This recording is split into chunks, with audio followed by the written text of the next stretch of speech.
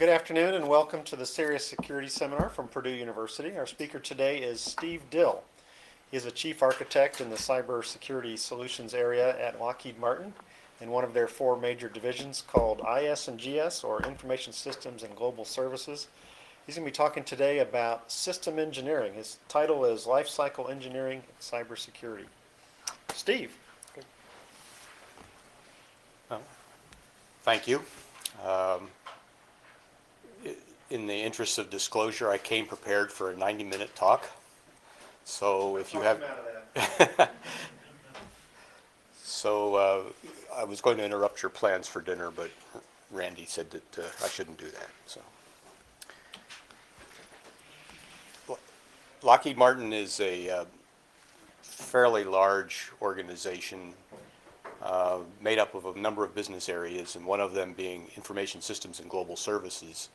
And we in IS&GS view system engineering as one of our core competencies.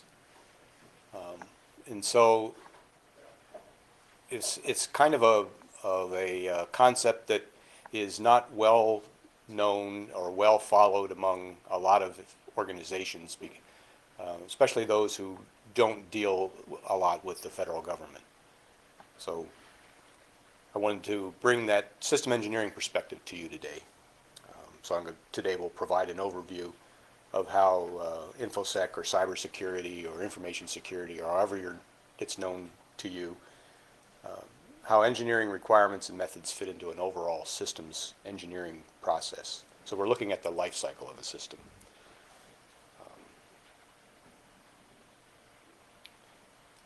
So you can consider information security as a discipline within system engineering, or you can consider system engineering as a discipline that contains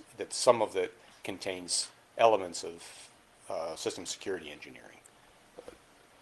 But anyway, today we're going to show you some roles of the engineer in the system security lifecycle, in the system engineering lifecycle, and then also some of the processes that are involved. So what is systems engineering? Systems engineering focuses on methods of problem solving and not the solution. So it's the journey that's interesting in system engineering, not the end of the journey. And so we view, if you make the journey complete, or complete's a good word for it, by focusing on the journey, you get to a more effective solution at the end of the journey. That places an explicit and high priority on things other than the technology. So things like the economics of the solution, the cost, the performance, the safety, a number of other issues that are in totality become the system engineering priority. So we believe that this leads to a more effective solution, and there's a definition of it there from the University of Maryland's School of Engineering, if you want to see the competitor's point of view.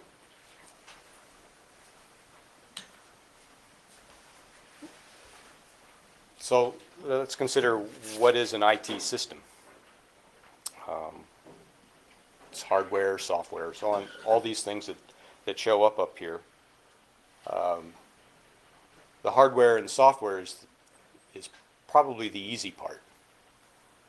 The hard part comes in how you handle the data, how people interact with the system, use the system, and get results from the system. The interfaces between your system and somebody else's system. The interfaces between people in the system. We can extend systems engineering to include multiple systems in the goal, so we can have a hierarchy of subsystems as an instance. But one of the things we have to consider in this is then the business objectives.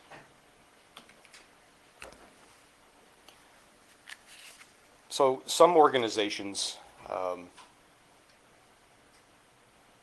measure the maturity of systems engineering within target companies. So in in the instance of Lockheed Martin, we are certified at the capability maturity model of 5 for some aspects of our systems engineering, or for almost all aspects of our systems engineering, and our software engineering, and our human engineering, and our resources. So that's a goal for us, is to be at CMMI level 5.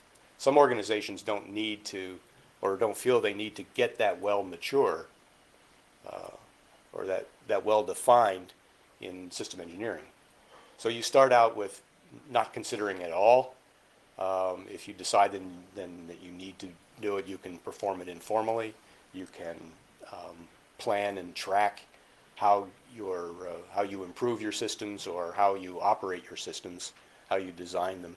You can go to well-defined and then quantitatively controlled, continuously improving.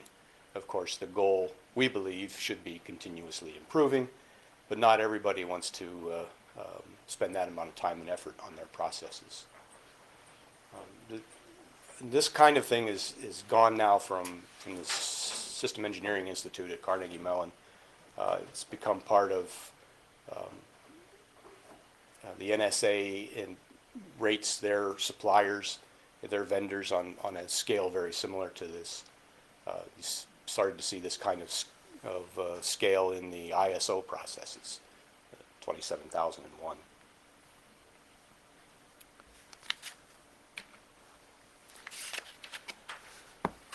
So this is kind of the heart of the way we view the system engineering life cycle in Lockheed Martin, and this is a very simplified view of it.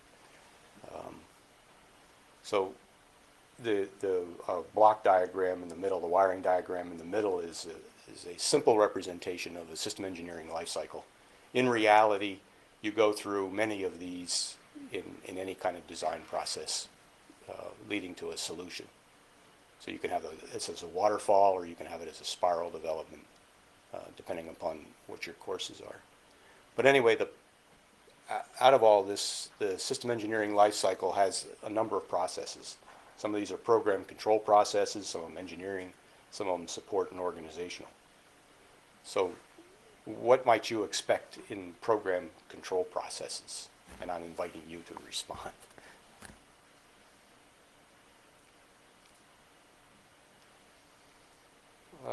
Okay, so cost accounting is one of the program control processes that we might encounter.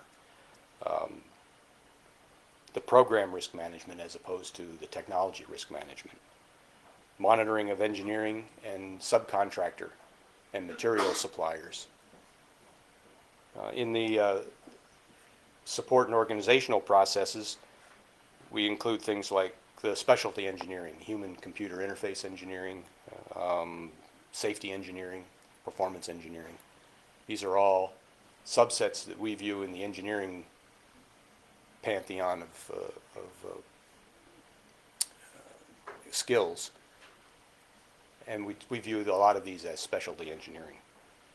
And then, of course, the engineering processes. Now we're talking about things like the systems requirements phases, design phase, implementation test phase, and a support phase. And within these phases, we have the period of time when we spend analyzing what the mission of the system is intended to do. And from that, we try to gather high-level requirements. The system requirements can then find themselves as part of a system architecture. And system architecture starts out as a very high-level architecture. It's designed to impart a concept of the system to the viewer of the architecture, to the reader, both to the design people and to the users. So out of that comes things like ConOps, the concept of operations.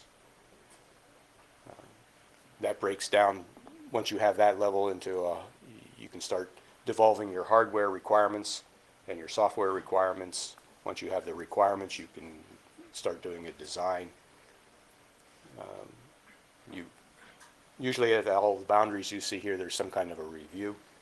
You get into then implementation and test, where you actually design the system and you test it, both informally and formally. doing things like code and unit test, which is where you're testing small software modules. You test the hardware, make sure it meets its requirements. And then you transition the system to the real job, to the customer. So you have the deployment of it. You have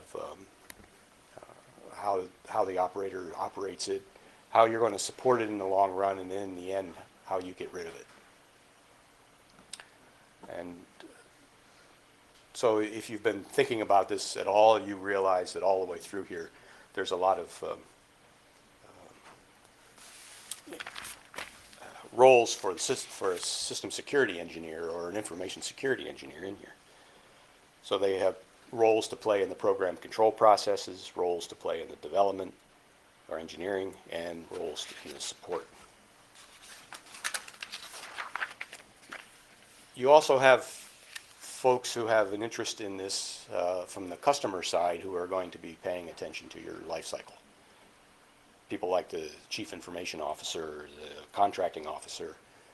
If you're dealing with a government, the contracting officer's technical representative, who's the person that the systems engineers probably most have contact with. You've got information security program managers on the customer side, the security officers, the acquisition officers, in some cases privacy officers, and so on and so forth.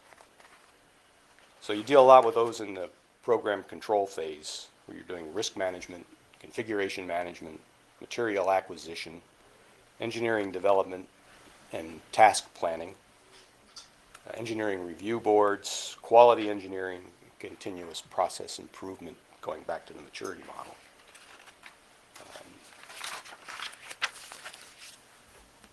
Covered the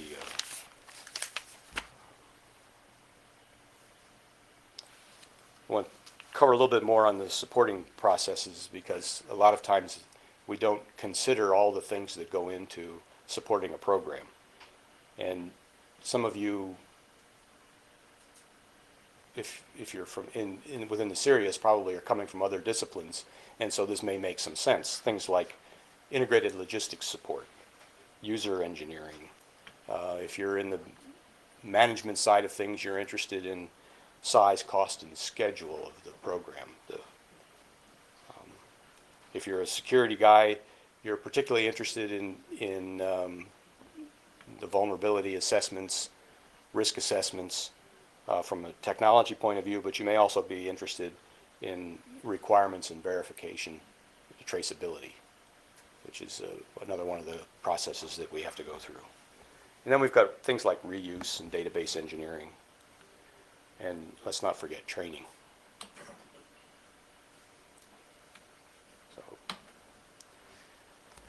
So if I take the information security viewpoint of the systems engineering life cycle, I move boxes around. I can take a somewhat linear viewpoint of it.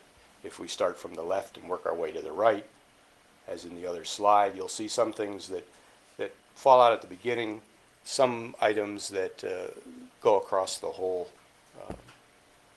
time frame of a program and its deployment.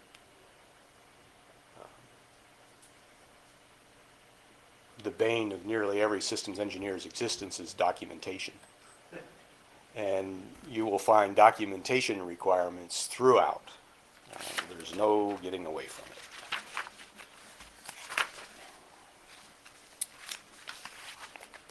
So in this model that we've taken on here, we've been working with this model for quite some time.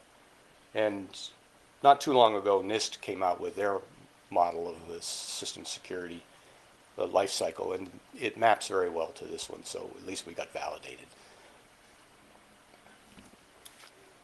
So we use this kind of a process to address all the security objectives that we find in the beginning of the process. We find that a lot of things that would normally think about as being end game issues, we need to think about very early on.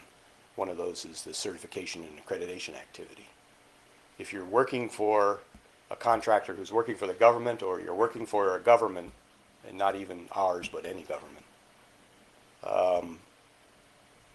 they want to certify and accredit that the system is operating in accordance with their requirements and their best practices.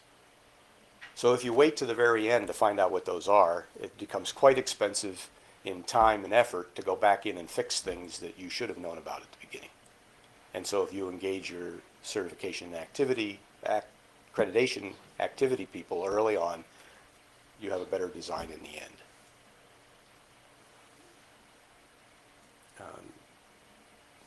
So I think I'll just move on from here.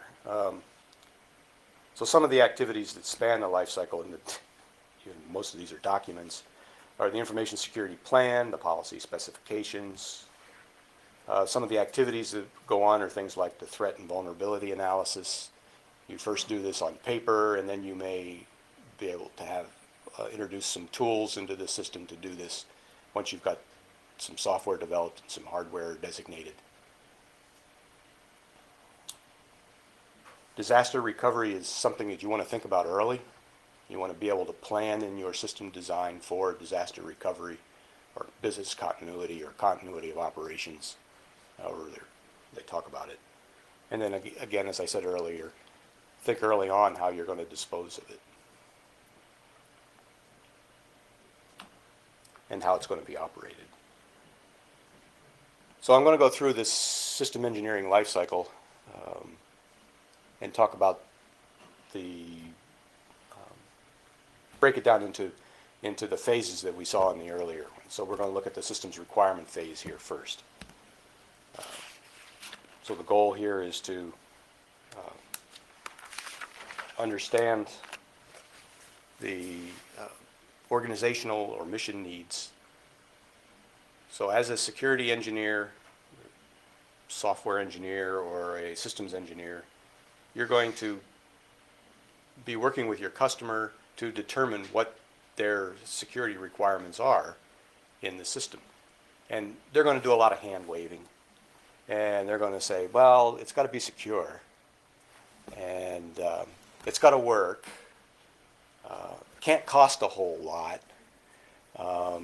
And they'll go on and do things like this. So you've got to understand how you actually go to them, talk with them, and find out what their real requirements are. Now, they may write them down. Hopefully they do. They will have given a considerable amount of thought. But as you're reading it, you're going to realize that there's first level requirements, and then there's a bunch of requirements that make up that requirement.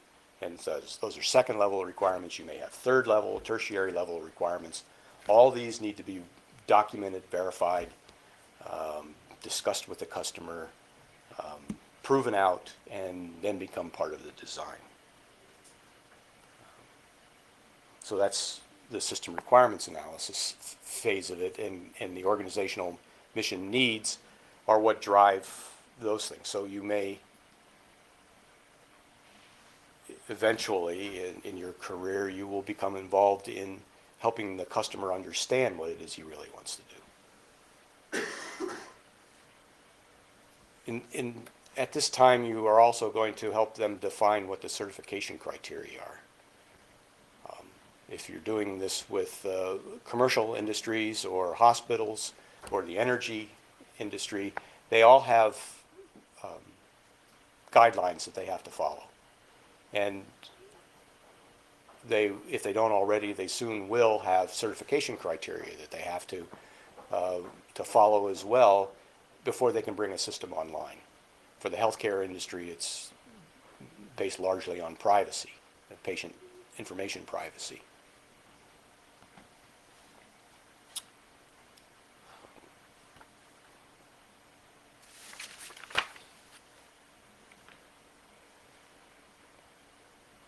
So at this point in here, in your life cycle, you're going to start defining what the system functionality is going to be. Again, you go back to the customer, you get from him his objectives, you get from him the environment in which the system is going to work. Is it going to be a shipboard system? Is it going to operate in a system operations center for a utility? Is it going to be the dispatch system for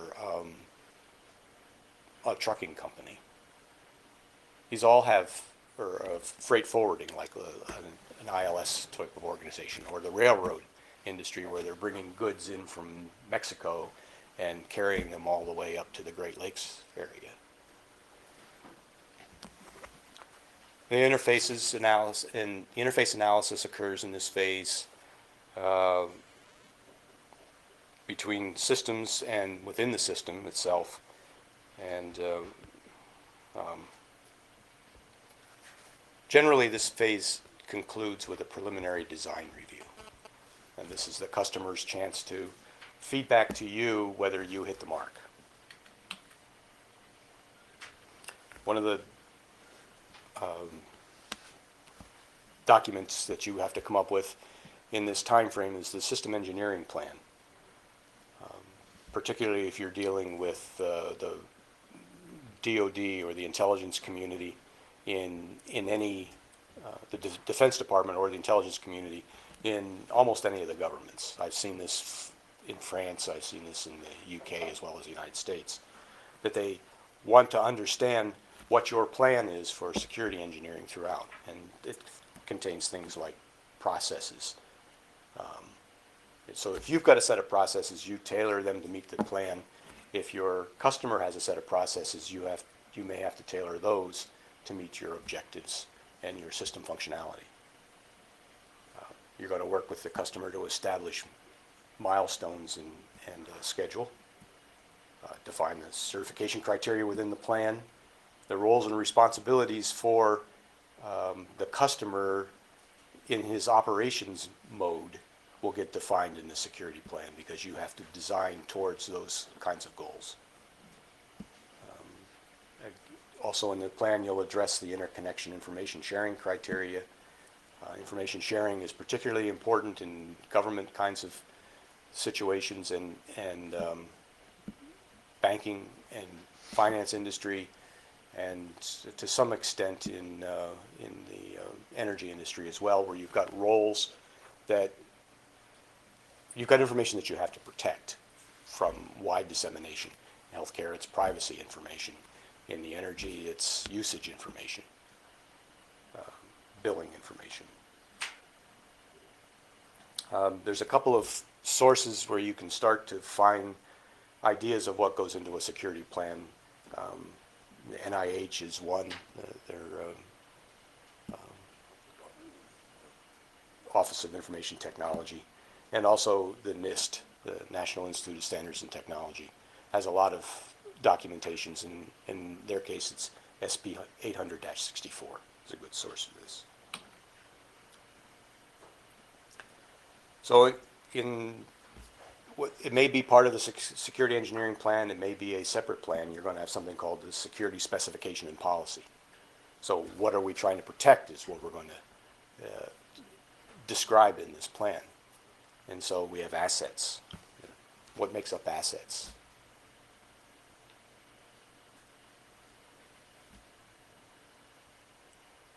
You got something on your tip of your tongue.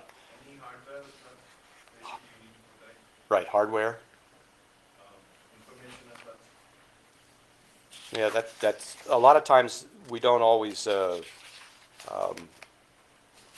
understand that that's part of what we have to protect is the data itself or the information itself.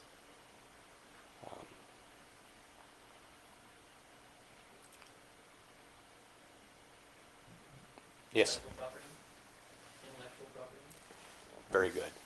Intellectual property is can be a number of things. It can be the way the system itself is designed. It can be what the system is trying to protect. It can be your processes, your internal processes, your external processes, all make up intellectual property.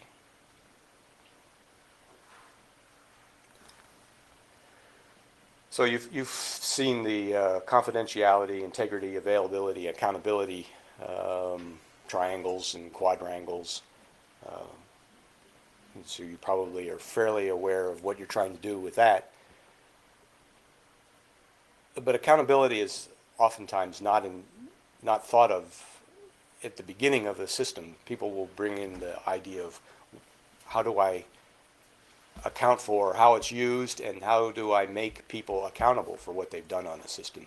And they wait until the end to the deployment to figure this out. The earlier you do that, the better, and you should address that in your system specification and policy. And then your customer is going to have a number of defining documents that you have to consider.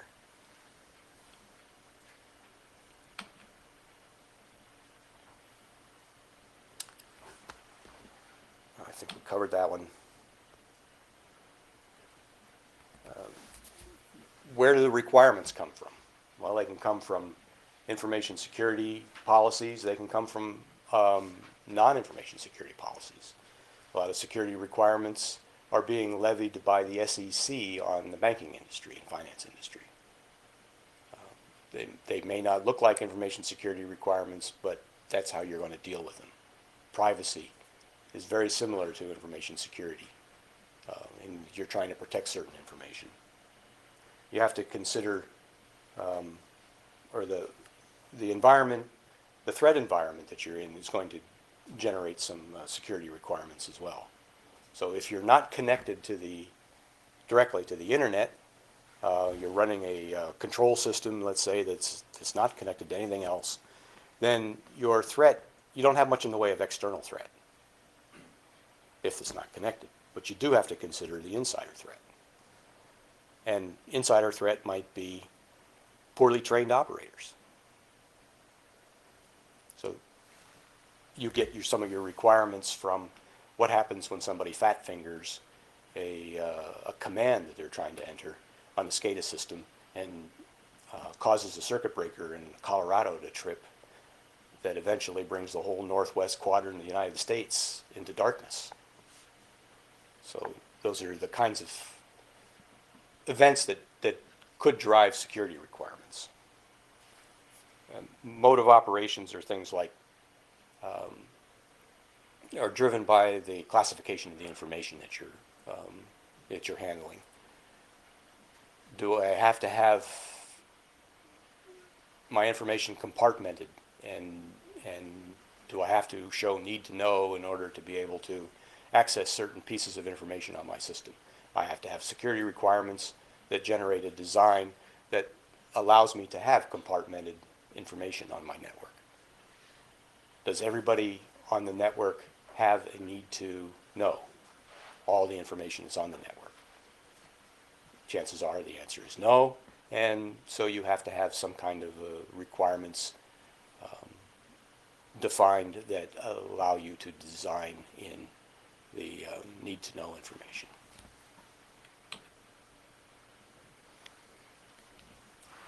In this phase of the system engineering lifecycle, you start to identify what your threat is and assess the vulnerability that you have to that threat and the vectors by which that threat may be realized.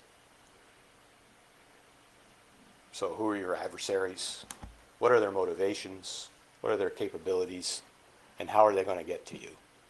If you've got a large wireless system, that has one set of vulnerabilities and provides one set of vectors. An entirely wired system, no wireless, has another set. Yeah.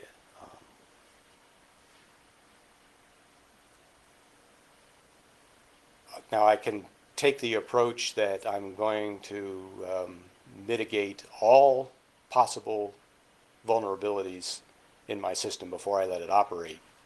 How long do you think it'll be before that system comes online if I have to mitigate all vulnerabilities? Yeah, you grin. That's the answer. It never will come online. So we take a risk management approach. We mitigate that which we can mitigate easily. We have to to assess things that, the expense of how expensive it's going to be versus the actual cost of what the cost of the breach might be. So I don't want to spend $600,000 to fix a vulnerability that the worst case is might be $10,000 of damage. Where we draw the line is an important consideration. So in vulnerability assessment, we have to identify the components of our system and assess each of those, the paths that can result in the security breach.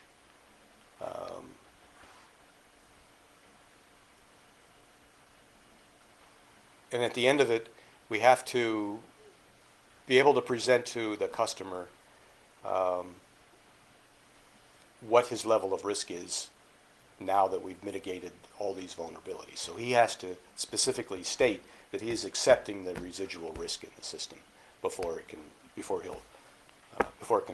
get the authority to operate.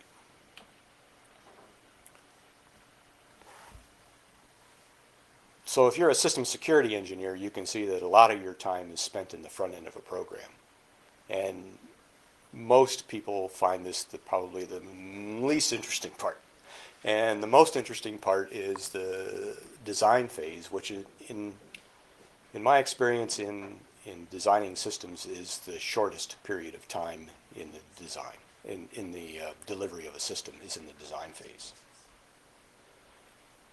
But I agree it's probably one of the more interesting pieces. My experience is as a system architect, and so I find myself in the front end and in the beginning of this phase, and then usually by the middle of this phase and the end of this phase, I'm off to another program. But as a software engineer or a hardware engineer, this is where you get to strut your stuff. Before, you were trying to figure out what it is you were going to do. Now that you've got the plan, you've got the preliminary design, and now it's time to finish that design and get to the critical design review, which is often the gate whereby we come out of the design phase and into the implementation phase. So we're going to start doing some software development here of modules. We're going to start performing the more interesting pieces of risk and vulnerability assessment. This is where we start using tools to scan things, where we start working with the vendors to understand what their vulnerabilities are. You're going to start making some trades here on what products to bring in if you're using what's called commercial off-the-shelf or COTS, or free and open source software, FOSS. If you end up working with government contractors, you'll hear those terms a lot.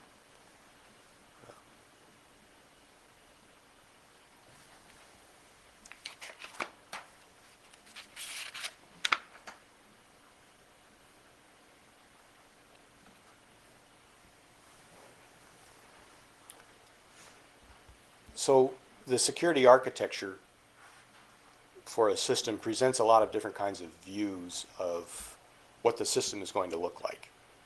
So you're going to have an overview of the entire system that's going to give a pretty picture for the customer. He's going to be able to look at it and goes, I understand what it is that I've asked for, and I understand how we're going to get there at a very high level.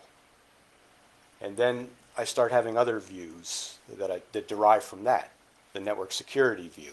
So I may have an architecture view of a bunch of boxes on a page that is my network for this particular system, and then I've got a security view of that network.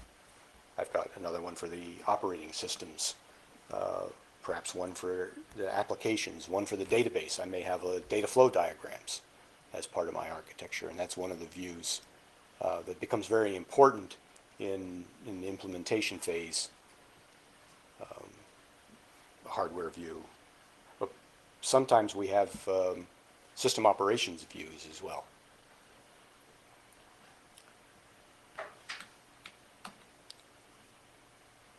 But this cost effectiveness becomes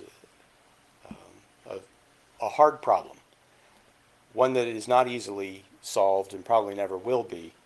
How do you determine when something is cost effective? It's pretty hard in the information security world to prove that you've done a good job, because you've done a good job if nobody has made it in, but maybe nobody's made it into your system because nobody's interested, and you've got a lot of vulnerabilities. So how do you measure this? What's the probability of breach? What's the cost of data revelation? So if my data gets out, what kind of cost does that have to my organization or to my customer's organization? How much is it going to cost him to recreate data that is destroyed? How much did it cost him to develop that intellectual property that he's now lost? That becomes part of the cost factor here. If it's privacy data, or in the case of like TJ Maxx, it's credit card data, they've got a lot of legal costs that they incur because of that breach. And some of those may be catastrophic costs if the shareholders decide to sue because they have not performed the due diligence necessary to operate a system. And you balance all that sort of thing with the cost of protection, the impact of performance, and so on. And again, know the acceptable risk rather than striving for mitigating all possible risk to zero.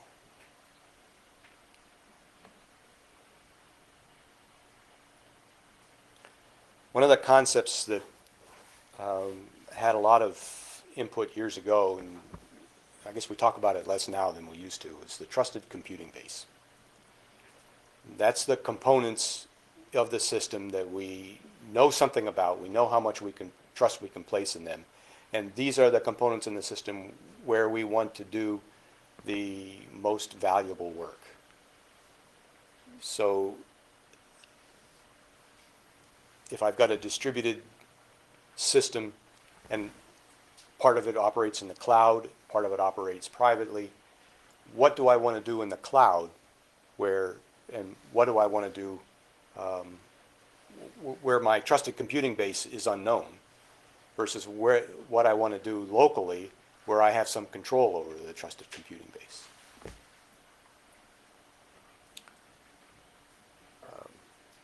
Do I need to, in order to protect the things that I'm trying to protect, do I need to actually develop something myself, or can I go out and find it? Or can I adapt something that is already made to do the job for me? And then how much assurance do I have to put in things? So the next phase in the system engineering lifecycle is implementation and test. So here's where we start doing things like testing for functionality. So we have to generate our test plans, our test processes, we have to conduct the tests, we actually have to figure out how we're going to conduct them, and if the conduct of the test is sufficient to get me an answer that I'm looking for. How do I report the discrepancies that I've found? And then how are those discrepancies fixed? So who fixes them? How does it get back into the system engineers, the software engineers, hardware engineers, to get a workable solution back into test? And then you may have accreditation testing, which is kind of the opposite of functionality testing. Functionality testing, you test something to prove that it does what it's supposed to do. In accreditation testing and security testing, you actually are trying to devise tests to prove that it doesn't do what it isn't supposed to do. And if I have a system that's got 14 million lines of code, how long do you think it's going to take me to exhaustively test that system? Will I ever get done? No.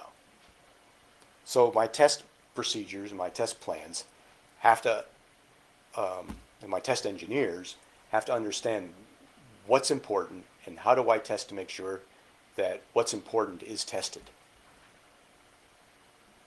And then it goes back to the vulnerability and threat analysis that I did earlier. I've identified the vectors by which an adversary may attack my system. Now I need to test to make sure that I've blocked those vectors in some effective fashion.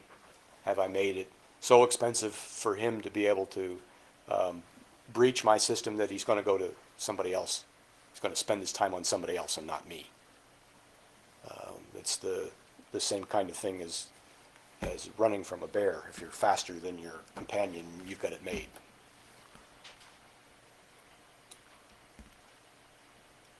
This is the stage in which it gets the most attention from the certification and accreditation activities and the formal security evaluation. But you can see from the design here that this extends all the way back into the beginning of the phase. So here is the culmination of the work that you started in the security requirements phase of your life cycle.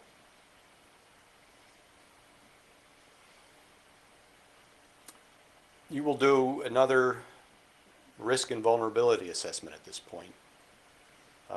Now what you're looking for is, were the risks and vulnerabilities that you tested for or that you looked for before fixed, but are there new ones? So a year ago you started your system development on Ubuntu 13. And today, Ubuntu is up to 16, and they've done a number of patches. Is your residual risk and vulnerability assessment the same as it was under a previous version?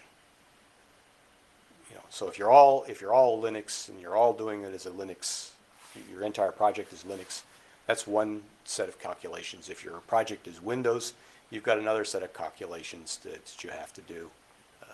And if it's got a mixture of things in there, then you've got yet another one to do. So you've taken a look at what you knew was your residual risk before, and you have to determine, has my residual risk changed? And if it has, what do we have to do to get it back to that same level of acceptable risk to the designated approving authority who's going to sign off on the system as being operable?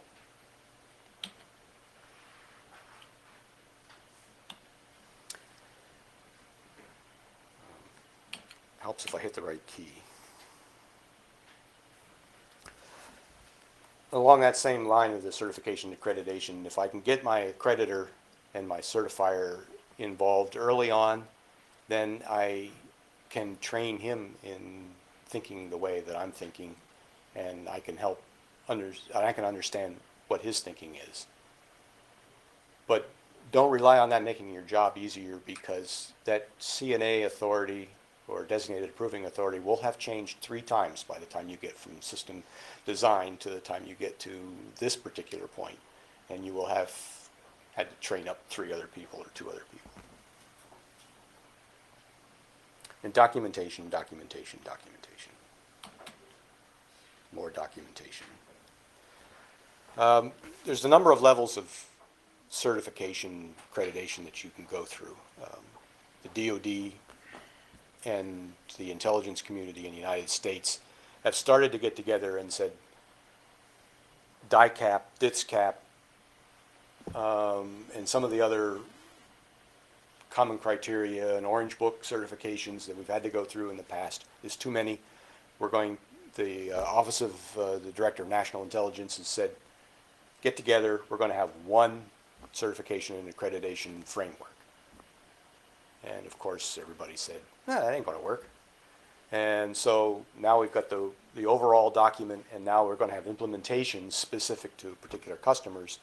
But at least there is now the hope that it'll be more uniform when working towards the certification for the government. Commercial world, there are probably as many ways to certify an accredited system to get it online as there are customers. But one of the certifications, put quotes around that you may see something called a SAS 70. And this is an accounting standard document that says that somebody has reviewed this and they believe it to be, they've reviewed your documentation and your processes and how you got to where you are, and they believe that to be good and true. Doesn't necessarily mean that it'll operate as you say it'll operate. And now the final phase, which is the transition to operations, and then the operations and maintenance phase. So when you're designing in the early part of the system engineering life cycle, you have to consider how the system is going to be used. Who's going to use it? The skill level of the operators, the skill level of the managers, the skill level of other kinds of users. Is it an internet-facing system? Then you have to assume a skill level of near zero. If the great public is going to be, if your grandma is going to be the primary user of this system. If it's a video game, it's probably a different skill level. Now we start exercising things called disaster recovery and business continuity of operations plans. So if you've designed it well, then you know you've got a backup system, and you know the backup system will work, and now you get to prove it. During operations and maintenance, some organizations kind of give just a lip service and a quick passing kiss to the disaster recovery plan, and then something happens and they're essentially out of business for a period of time while their system recovers. We can think of this past winter on the East Coast. The amount of snow on top of some buildings caused leaks, which caused systems to fail.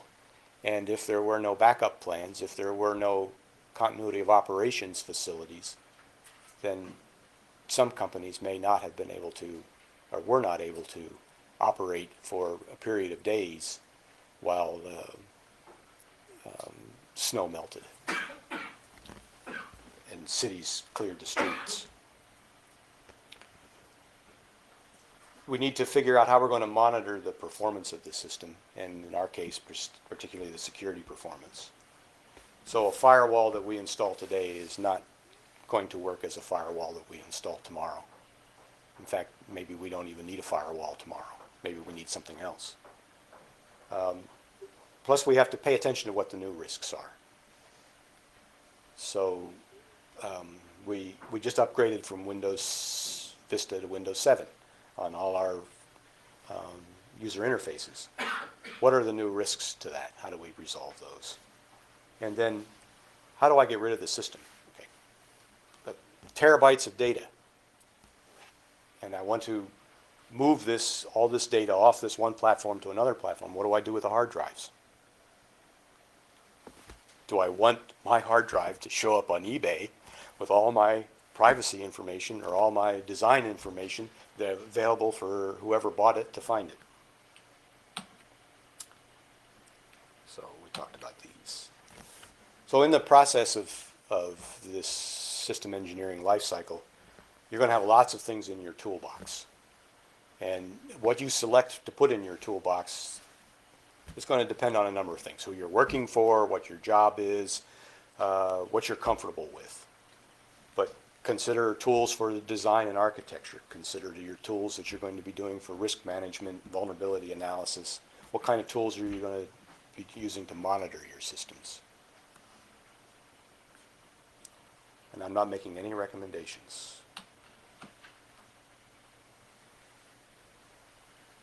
So, you as a system security engineer have a role in all aspects of the lifecycle process. I hope I've proven that to you. You all already are believers in system security engineering as being important, and we now see how we can enable a number of functions all through the systems development. We hope we have well-defined processes. We hope we are continuously improving those processes. We work to continuously improve those processes. Requirements, engineering, design, architecture all have approaches that we address throughout the system lifecycle. And at the end, before we can get things going, we have to figure out that we've actually considered all of the aspects of the requirements and the operations, disposal, disaster recovery, so on and so forth, before the system is turned on. So are there any questions? Yes?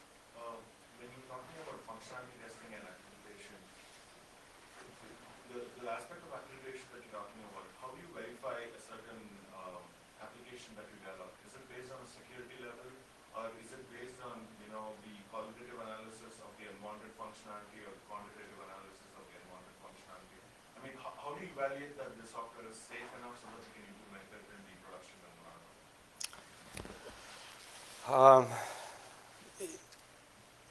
If you've developed it yourself, you have access to the source code. If you have access to the source code, or you can require access to the source code, you can start doing you can use some source code analysis tools to determine that there's not unwanted functionality in there. But Microsoft is not going to give you the source code for Office. Apache's you are going to be able to get the source code for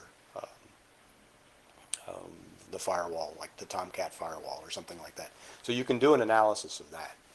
You can also install it and beat it to death, and to see what happens when you stress it, or when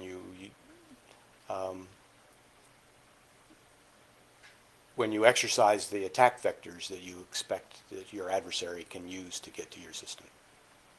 So you can do those in small bits and pieces, and then you can aggregate it together. If you've got enough money and time, you can then test a larger system. Source code analysis is probably the best but hardest piece to do. You can also rely on other people's testing. So we have something in the United States called the common, or in the Western world called common criteria. So Germany, England, France, United States, Italy are all signatories to the common criteria. And then there's levels of common criteria. There's level 1 through level 6. And level 1 security targets are pretty basic. Level 6, there's been a formal analysis of the product for covert channels, and so there's quite a spread between these two things. But in order for it to be evaluated at common criteria, somebody has written a security target. They say, this is the security aspects of this system, this is what it's supposed to do, this is the target that we've gone. And then there's a performance evaluation by some outside organization that has evaluated whether this product meets its target. And if you had an EAL4 evaluation performed on a particular product, you've written the security target, some common criteria lab evaluation facility is going to certify that you met your target. So somebody then takes your product and says, I want to use this widget that was developed here. They're going to go look at the security target and say, that's not the same security target I had. Guess I'm going to have to go look elsewhere. Or they're going to look at it and say, close enough. Or they're not even going to look at it and just say, this was the AL4, we're going to use that. But the good engineer will look at the target and say, yes, it met it, or no, it didn't, and if it didn't, then they may want to take it through an evaluation to meet their target. That answer your question? Any other? I have a Dan. question, Steve. That second to the last bullet, I think, of course, is very interesting. I was wondering, in your experiences, perhaps, you can comment on. Oh, sorry. If you can comment on whether the system security issues come in as constraints or parts of the objective function, and are they sort of, does the program manager or someone else who's worried more about performance try to avoid them at all costs until forced to deal with them?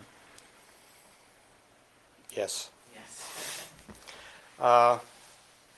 Yeah, I have seen the last, and actually, that probably was more common a few years ago for program managers to just kind of wave their hand and say, we'll solve that problem when we come to it. Because of the heightened awareness of cybersecurity issues, and because of the increase in the threat and the vectors by which that threat can be realized, people are realizing that they have to identify and mitigate some of these risks earlier in a program. There's been some spectacular failures, as you're well aware.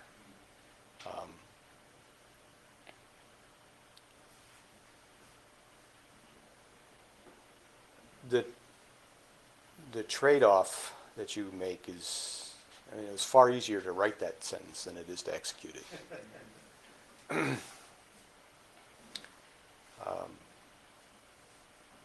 I could, as a security architect, I probably could take over the entire budget of a project and just solve the security problem and not the basic problem that the solution is trying to solve. So I have to, as an architect, I have to perform some of these trade-offs, and I have to understand what the cost of my solution is in dollars and in performance and in a number of other factors, and how it's going to affect the schedule. Now, I'm a believer that if I'm brought on to a program early enough, I can actually facilitate the meeting of schedule and cost bogeys for a particular program.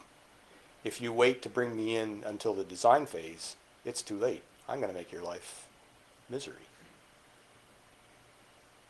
if I'm given enough authority to do so. Our recording ability stops here in just a moment, so we'll call that our last question and thank our speaker, Steve. Thank you. Thank you.